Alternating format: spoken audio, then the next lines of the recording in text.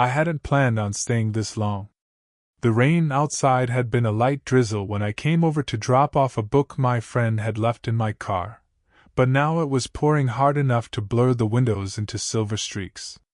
The living room felt dim, quiet, the kind of quiet you can hear in your chest, and I sat on the couch, trying not to notice the way her footsteps moved softly in the kitchen. Mrs. Carter, no, Elaine, she'd insisted I call her that, had always been kind to me, but kindness wasn't the right word for what I felt from her now. It was warmer. Almost too warm. She walked in holding 2 mugs of tea, one for me, one for herself. Her sweater hung loosely off one shoulder, the kind of accident you don't know whether to fix or ignore. "You look soaked," she said, setting the mug in front of me. "I hope you're not in a rush to leave." I shook my head. "Doesn't look like the rain's stopping any time soon." The words felt clumsy in my mouth. My fingers curled around the tea, more for something to do than because I wanted a drink. She sat in the chair across from me, curling one leg under herself. The faint scent of her perfume, something floral, something old-fashioned but elegant, drifted across the space between us. She didn't speak right away, just watched the rain. I watched her watch the rain.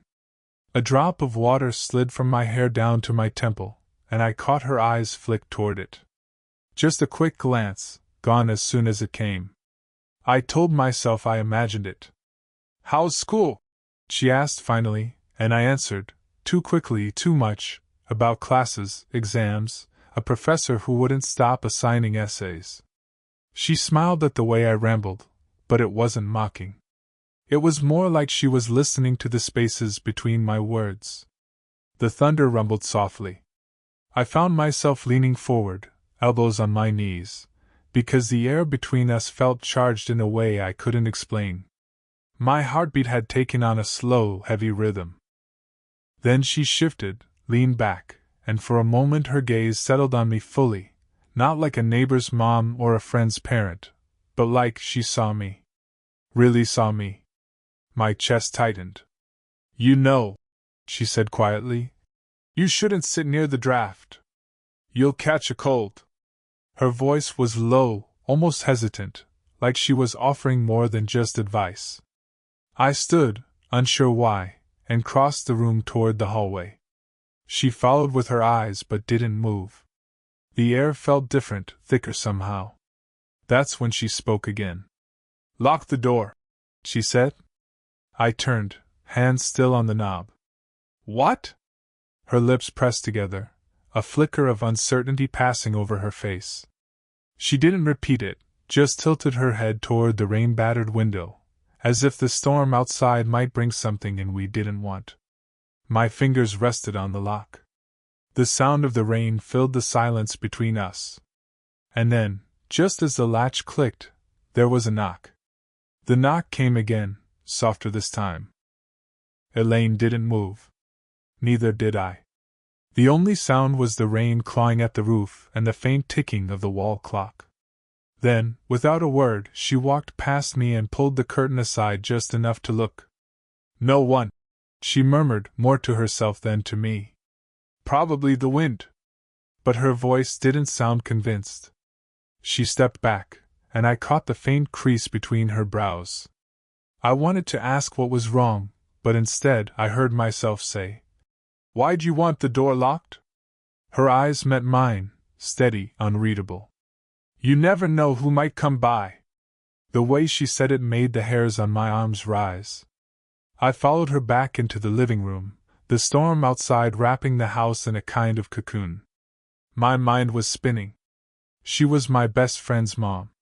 The kind of woman who'd driven us to soccer practice in middle school. Who'd handed out lemonade on hot days. And yet here I was, noticing the way her sweater sleeves slid up her wrist when she reached for her tea. The way her bare foot rested lightly against the edge of the chair, toes flexing in thought. "Stop," I told myself. "Don't even go there." But the air between us kept shifting, almost like the weather outside, unstable, heavy with something waiting to break. "You've grown up," she said suddenly, her tone half smile, half something else. I forced a laugh. That's what time does, I guess. Her gaze lingered. Not just that. You carry yourself differently. I didn't know how to answer. Part of me wanted to change the subject. Part of me wanted to lean into it, just to see how far that look in her eyes would go. The logical part of my brain reminded me that she was in her 40s, that she had history, responsibilities, maybe even things she wasn't telling me. My friend, her son, would lose his mind if he knew I was sitting here like this. She set her mug down and reached for the throw blanket on the back of the couch. You're shivering. I'm fine, I said, but she draped it over me anyway. Her fingers brushed the back of my neck, just barely, but the warmth that shot through me had nothing to do with the blanket. For a moment she didn't move her hand. Just let it rest there, light as a thought. My throat tightened. Then she pulled away, sitting back in her chair like nothing had happened. The rain's letting up, she said softly. But it wasn't the rain I was thinking about. It was that touch, and the fact that, even if I wanted to, I couldn't unfeel it now. The rain slowed to a steady patter, but inside, the quiet felt sharper. Elaine sat across from me, her tea forgotten, eyes flicking to the clock. I wondered if she was waiting for someone. That's when headlights swept across the living room wall. She straightened. Stay here, she whispered. Through the curtain, I caught a glimpse, a car pulling into the driveway. My pulse jumped. Who is it? I asked. She hesitated. My husband. Before I could speak, she was on her feet, crossing the room in quick, controlled steps. She adjusted her sweater, smoothed her hair, but her hands trembled just slightly. Go to the kitchen. Now. I did as she said, slipping behind the doorway. My chest felt tight, like the air had been sucked out of the house. The front door opened. You're home early, I heard her say. Her voice was lighter than before, almost rehearsed. His voice was deeper, edged with fatigue. Rain got the site shut down. Footsteps. Whose car is that outside? I froze. Oh, that's... She paused. Jake's. He came by to drop something off for Alex. Where is he? She didn't answer right away. My heartbeat was in my throat. Kitchen, she said finally. We were just having tea while the rain passed. A moment later, he stepped into the kitchen doorway. Broad shoulders, work boots still wet. He gave me a once-over, not unfriendly, but assessing. Hey, I said quickly, forcing a smile. Hey. He glanced at the table. You should head home before it gets late. I nodded, grabbing my jacket from the chair. Elaine stayed in the doorway, her expression unreadable. When I stepped outside, the rain had softened to a mist. I was halfway to my car when I heard her voice, low, hurried, from the porch. Wait. I turned. She came down the steps, keeping her voice just above a whisper. Sorry. He doesn't like surprises. I get it, I said. I should go. She stepped closer, close enough that I caught the faint warmth of her skin in the cool night air. You don't have to disappear, she said, and for a second, the way she looked at me was almost pleading. I almost reached for her. Almost.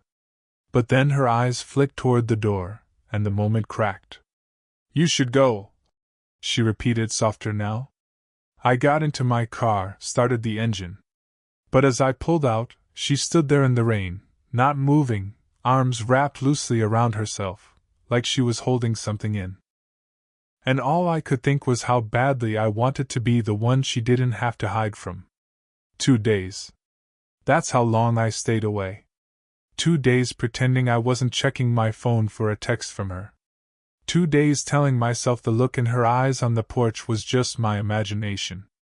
But then Alex, her son, my best friend, invited me over to hang out. You can crash here tonight, he said casually. Mom's making dinner. I almost said no. Almost. By the time I got there, the smell of something simmering filled the kitchen. Elaine was at the stove, hair pulled back, sleeves rolled to her elbows. She smiled when she saw me, but there was a flicker of something else. Surprise? Relief? We made small talk, but my mind wasn't on the words. Every time her hand brushed mine while passing a plate, it felt like static. Then Alex's phone rang. He stepped out onto the porch to take the call, leaving the two of us alone. "You've been avoiding me," she said quietly, stirring the pot. I swallowed. "You're married." She froze for half a second, then kept stirring. "You think I don't know that?" The air thickened. I didn't know what to say, so I stepped closer, too close. I could see the faint rise and fall of her breathing, the way her fingers tightened around the wooden spoon. Before I could speak, a deep voice carried in from outside. Alex, laughing with whoever was on the other end. We both stepped back at the same time. She set the spoon down. "Jake," she began, then stopped. Her voice dropped. "I don't want to hurt anyone." Neither did I. But wanting and doing were two different things. Dinner passed in a blur, Alex oblivious, talking about classes and work. I caught Elaine glancing at me, quickly looking away. Each time felt like a spark I couldn't put out. After dishes, Alex said he needed to run to the store. "Be back in 10. As soon as the door shut, the house went quiet. "You could have texted," she said finally, standing in the doorway between the kitchen and living room. I didn't know what to say. My voice was low. "You're all I've been thinking about." Her breath caught, just barely, but I saw it. "Jake, this can't, I don't care." I cut in. "I can't pretend this isn't happening." She looked at me like she wanted to argue, but instead she stepped into the room. One slow step, then another. Her hand brushed mine, and didn't pull away. The distance between us closed to nothing. And then, just as I leaned in, the sound of the front door opening shattered the moment. Alex walked in, holding a grocery bag and shaking rain off his jacket. "You guys look like you saw a ghost," he said with a laugh. Elaine's hand had already slipped from mine. She moved to the kitchen, pulling plates from the counter like nothing happened. "Just talking," she said smoothly. But my chest still thudded with the echo of what almost happened. We spent the next half hour pretending. Alex talked, I nodded, Elaine smiled. Every second, I replayed the way her fingers had lingered in mine, and the way she'd pulled away when the door opened. Then, as Alex went to the back room to grab something, Elaine glanced at me. "Don't," she mouthed, almost pleading. I didn't understand until Alex came back with his phone in hand. "You left your phone at my place last week," he said, tossing it to me. "I saw the missed calls. Didn't know you were talking to my mom so much." The air seemed to tilt sideways. My heart stumbled. He was smiling, but it wasn't a friendly smile. It was the kind where you're not sure if it's a joke. Elaine's back was to us, her shoulders tense. "Jake was just helping me with the Wi-Fi the other day," she said quickly. "Yeah," Alex said slowly. "Guess you guys have a lot to talk about." Something in his tone told me he wasn't buying it. The rest of the evening felt like walking on glass. Elaine avoided my eyes. Alex kept watching me, like he was trying to read something on my face. When it was finally time to leave, I stood in the doorway, rain still falling outside. Alex clapped me on the shoulder. "See you around, man." His grip lingered half a second too long. Elaine stayed in the kitchen, but as I stepped out, I heard her voice, soft, urgent. "Come back tomorrow." "Late." I turned, but she was already moving away, her back to me. Driving home, my head was a mess. If Alex suspected something, meeting her again was the stupidest thing I could do. But the way she'd said it, like it wasn't a request, but a need, made the decision for me. The next night, I parked a block away and walked through the mist. The house was dark except for a single lamp in the living room. She opened the door before I could knock. Her expression was different. No small talk, no smile. "We can't wait anymore," she whispered. Before I could answer, there was movement down the hall. A shadow. A voice. "Elaine? Who's at the door?" It wasn't Alex. It was her husband. Her husband's footsteps were getting closer. Elaine didn't move, just looked at me, not with panic, but with a sharp, deliberate stillness. "Go to the kitchen," she mouthed. I stepped inside, closing the door softly behind me. The smell of rain clung to my jacket. My pulse was so loud I barely heard him call her name again. "I'm here," she answered, her tone light but steady. "Just the neighbor's kid dropping something off." Neighbor's kid. The word stung, but I stayed hidden. He came into the living room. I could see him through the gap in the doorway. Tall, work-worn hands, the faint edge of suspicion in his voice. "In the rain? At this hour?" Elaine smiled, just enough to pass for casual. "You know how Jake is, always showing up at the wrong time." He laughed once, short and low. Then his phone rang. He turned away to answer, muttering about a coworker, walking toward the bedroom. The moment he was out of sight, Elaine's hand wrapped around my wrist. She pulled me toward the back door, moving fast but quiet. We stepped into the night air, cool and damp. "What are we doing?" I whispered. She stopped under the edge of the porch light, water droplets clinging to her hair. Her voice shook, not from fear, but from something heavier. "I can't keep living like this. Pretending." I searched her face. "Then don't." She looked at me for what felt like forever. "If I choose you," she said slowly, "I lose everything else." The wind carried the sound of her husband's voice from inside, muffled but close enough to pull us back into the danger of reality.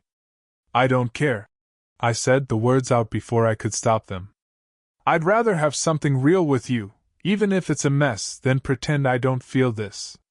Her breath caught. She reached up, fingers brushing my cheek, and for the first time, she didn't pull away. "You're too young to throw your life into someone else's fire," she whispered. "Maybe," I said. "But I'm already burning." The porch light flickered as the wind picked up. She stepped closer, our foreheads almost touching. The world narrowed to the space between us. One word, one movement away from a line we could never uncross. Inside, a door shut. Heavy footsteps. The spell cracked. "Go," she said, but her voice wasn't steady anymore. It was breaking. I hesitated.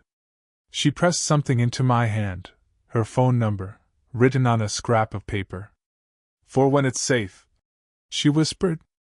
I stepped back into the shadows, the rain swallowing my shape. As I walked away, I didn't know if safe would ever come. But I knew, for the first time, she wanted it to. It had been 3 weeks. 3 weeks of no calls, no visits, no reason to drive down her street except the one I couldn't admit to anyone.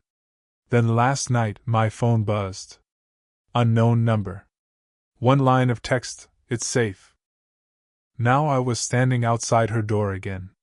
The air smelled like wet pavement, and jasmine from the bush by the porch. My hand hovered over the doorbell longer than it should have before I finally pressed it. She opened the door slowly. No husband. No Alex. Just her. "Hi," I said, because it was all I could manage. Her smile was small but real. "Hi." We stood there for a moment, both unsure if we were allowed to move forward, not just into the house, but into whatever this was. Then she stepped aside, letting me in. The living room was quiet except for the hum of the fridge in the kitchen. The storm had passed. The air felt different. Lighter somehow. "I told him I'm leaving," she said simply, sitting on the couch. "It's not because of you. It's because I should have done it years ago. But you made me realize I can't keep waiting for the right time." It never comes. I sat beside her, unsure if I should touch her, but she solved that by reaching for my hand. Are you sure? I asked. She nodded.